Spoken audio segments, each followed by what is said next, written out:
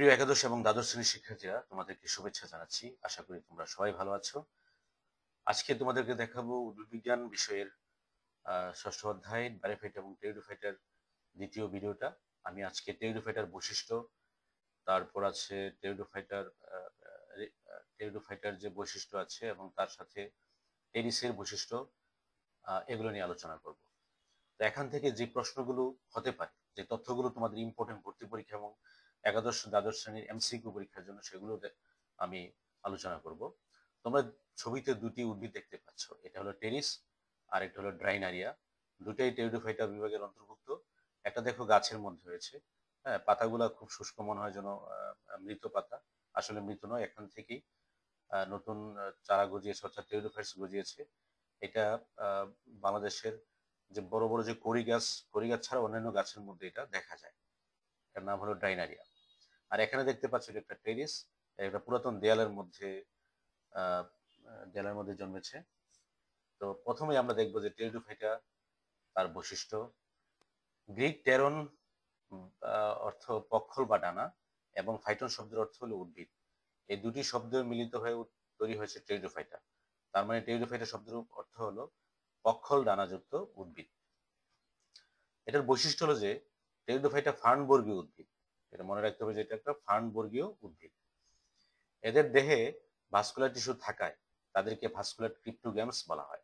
Vascular tissue আমরা বলতে জানি যে পরিবহন টিস্যু জাইলেম ফ্লোয়েম দ্বারা তৈরি হয়। তো এদের দেহে ভাস্কুলার টিস্যু আছে এবং এর জন্যই তাদেরকে বলা হয় ভাস্কুলার ক্রিপ্টোগ্যামস। আর আমরা ব্রাইফাইটা বলেছিলাম, ব্রাইফাইটাতে কিন্তু ভাস্কুলার টিস্যু থাকে না।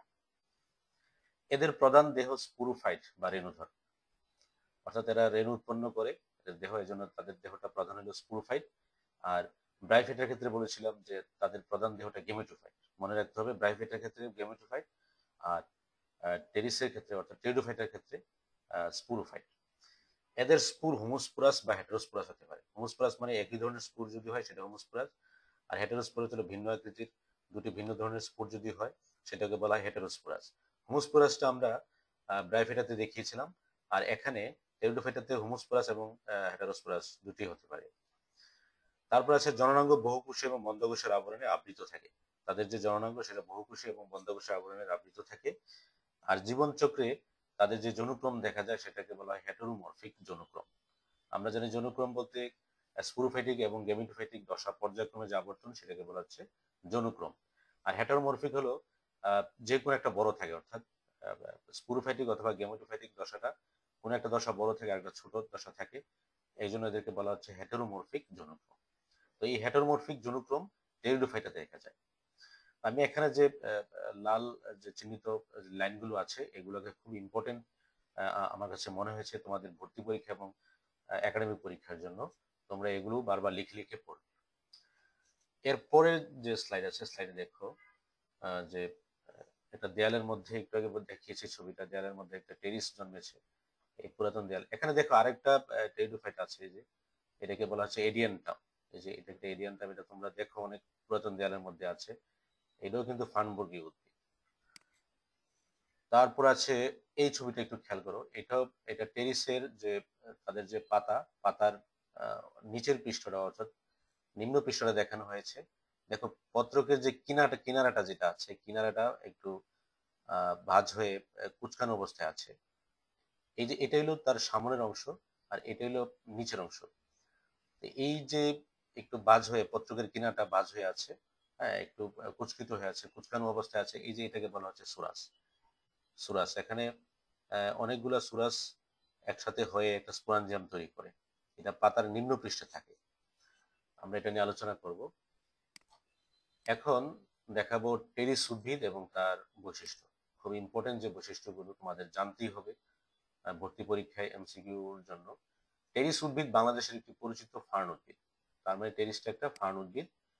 টেরিস উদ্ভিদকে সান ফার্ন বা উদ্ভিদ বলা হয়, কারণ এটা সূর্যের আলোকে জন্মাতে পছন্দ করে, এই জন্য এটাকে বলা হচ্ছে সান ফার্ন। তারপর আছে এদের প্রধান দেহ স্পুরোফাইটিক। একটু আগে বলেছিলাম যে টেরিডোফাইটা উদ্ভিদ সমূহ প্রধান দেহটা স্পুরোফাইটিক, অর্থাৎ স্পুর তৈরি করে। কাণ্ড রাইজোম জাতীয়, খুব ইম্পর্টেন্ট একটা তথ্য, কাণ্ডটা রাইজোম জাতীয়। তারপর আছে ফার্নের পাতাকে ফ্রন্ট বলে। তোমরা এখানে দেখতে পাচ্ছ যে ফার্নের পুরো অংশ একটা পাতা, এই পুরো পাতাটাকে বলা হচ্ছে ফ্রন্ট। আর এই প্রতিটা পত্রফলককে বলা হচ্ছে পিনা। মনে রাখতে হবে যে প্রতিটা পত্রফলককে বলা হচ্ছে পিনা। কাণ্ড রাইজোম জাতীয়, এই যে এখানে রাইজোম কাণ্ড আছে। তারপর আছে ফার্নের পাতাকে ফ্রন্ট বলে, পাতায় সার্সিনেট ভার্নেশন দেখা যায়।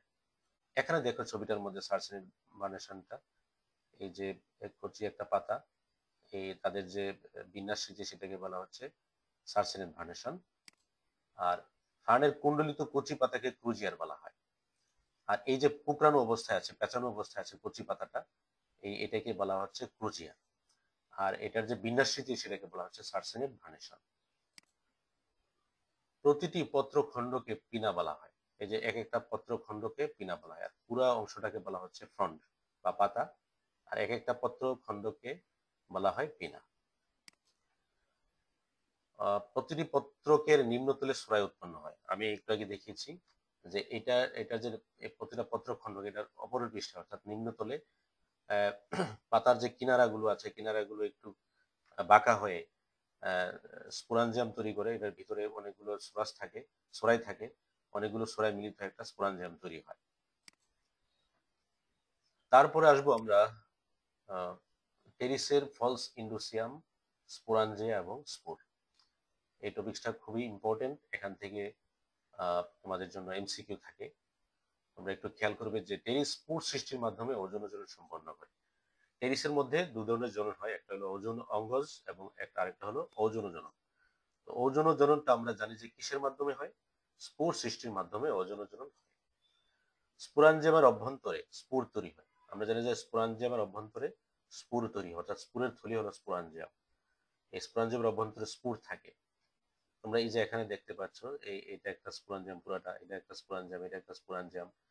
আর এই স্পোরাঞ্জিয়ামটাকে দেখে রাখছে একটা, এই যে পত্রকের যে কিনারাটা দেখে রাখছে স্পোরাঞ্জিয়ামকে, এটাকে বলা হচ্ছে ফলস ইন্ডোসিয়াম।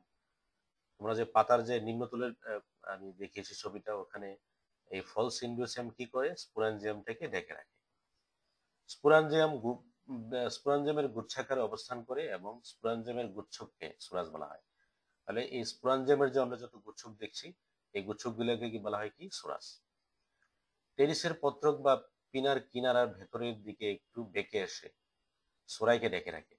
টেরিসের পত্রক বা পিনার কিনারা, আমি এর আগের যে স্লাইড আছে তোমাদেরকে দেখাচ্ছি। এই যে দেখো ছবিটা, এখানে যে পত্রকের কিনারা, এটা কি করেছে? সুরাসকে ঢেকে রেখেছে। হ্যাঁ, এই সুরাসের গুচ্ছকে কি বলা হয়? স্পোরাঞ্জিয়ামের গুচ্ছকে সুরাস বলা হয়। মনে রাখতে হবে, স্পোরাঞ্জিয়ামের এই গুচ্ছকেই বলা হয় সুরাস। তো এই সোরাইকে দেখে রাখে কে? এই প্যারিসের পত্রকের কিনারা একটু বাঁকা হয়ে এটাকে দেখে রাখে। আর এটাকে বলা হচ্ছে ফলস ইন্ডোসিয়াম। ফলস ইন্ডোসিয়াম মনে রাখতে হবে, এটাকে বলা হচ্ছে ফলস ইন্ডোসিয়াম। তারপরে আসো, সুরাস উৎপন্নকারী পাতাকে স্পুরোফিল বলা হয়। অর্থাৎ যারা সুরাস উৎপন্ন করে সেটাকে বলা হচ্ছে স্পুরোফিল।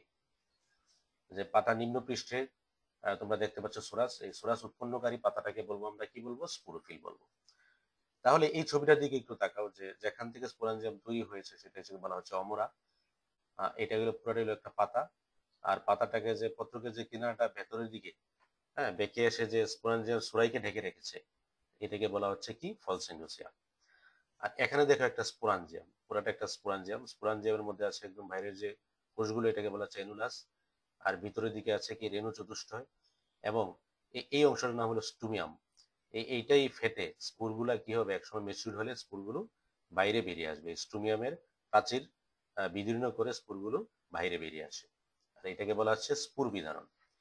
তাহলে তোমরা এখানে দেখতে পেলা কি? এটা হলো একটা ফার্নের পাতার প্রস্থচ্ছেদ। এবং ফার্নের পাতাটা যেটা ফলস ইন্ডোসিয়ামের মধ্যে যে সুরাইকে ডেকে রাখে। আর সুরাই মানে কি? আমরা জানি যে স্পোরাঞ্জিয়ামের গুচ্ছ। এখানে দেখো 3-4টা কি আছে? স্পোরাঞ্জিয়াম আছে। স্পোরাঞ্জিয়ামের গুচ্ছকে আমরা সুরাই বলি বা সুরাস বলি। তো এই সুরাস, এই সুরাসের মধ্যে স্পোরাঞ্জিয়াম আছে। এখানে দেখতে পাচ্ছ এটা একটা স্পোরাঞ্জিয়াম। এই পুরো এই অংশটাকে বলা হচ্ছে ক্যাপসিউল।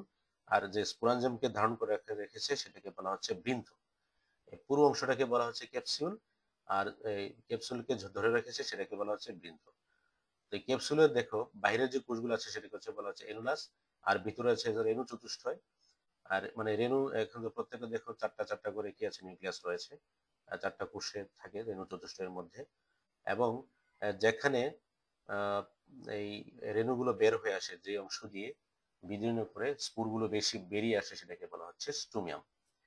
আর এই ছবিতে দেখতে পাচ্ছ যে স্পুরগুলো কি হয়েছে, স্টুমিয়াম বিদীর্ণ করে স্পুর বেরিয়ে আসছে। এটা ছিল টেরিসের ফলস ইন্ডুসিয়াম, স্পোরাঞ্জিয়া এবং কি স্পুর। এবার আমরা দেখাবো যে স্পুর অঙ্কুরিত হয়ে কি তৈরি হয়। স্পুর অঙ্কুরিত হয়ে, টেরিসের স্পুর অঙ্কুরিত হয়ে দেখো একটা হার্ট শেপ একটা গঠন তৈরি করেছে। এই হার্ট শেপ গঠনটাকে বলা হচ্ছে টেরিসের প্রোথেলাস। তোমরা যে আগের স্লাইডে দেখেছো স্পুরগুলো কিভাবে বিদীর্ণ হয়েছে, স্পুরগুলো অনুকূল পরিবেশ পেলে কয়েকদিনের মধ্যে ওরা অঙ্কুরোদ্গম করবে, অঙ্কুরোদ্গম করে এরকম একটা গঠন তৈরি করবে, যেটাকে বলা হচ্ছে সবুজ বর্ণের। এই গঠনটাকে বলা হচ্ছে টেরিসের প্রোথেলাস। এখন আমরা টেরিসের প্রোথেলাস সম্পর্কে দেখব। টেরিসের হ্যাপ্লয়েড স্পুর অঙ্কুরিত হয়ে হৃৎপিণ্ডাকার সবুজ বর্ণের অঙ্গের সৃষ্টি করে, যাকে বলা হয় প্রোথেলাস। অর্থাৎ একটু আগে যে বললাম স্পুর অঙ্কুরিত হয়, বিদীর্ণ হয়ে অনুকূল পরিবেশে সে অঙ্কুরিত হবে, অঙ্কুরিত করে যে হৃৎপিণ্ডাকার সবুজ বর্ণের অঙ্গের সৃষ্টি করে, সেটাকে বলা হচ্ছে প্রোথেলাস। ফার্নের প্রোথেলাস, ফার্নের গ্যামেটোফাইট। আমরা জানি যে ফার্ন উদ্ভিদটা বা ফার্নবর্গীয় উদ্ভিদগুলোর প্রধান দেহটা ছিল স্পুরোফাইটিক বা স্পুরোফাইট, এবং এই স্পুর থেকে পরবর্তীতে কি হয়, তৈরি হয় গ্যামেটোফাইট, অর্থাৎ যে প্রোথেলাস তৈরি করে। এই প্রোথেলাসটা হলো ফার্নের গ্যামেটোফাইটিক পর্যায়ের। হ্যাঁ, এটাকে আমরা গ্যামেটোফাইট বলবো প্রোথেলাসকে।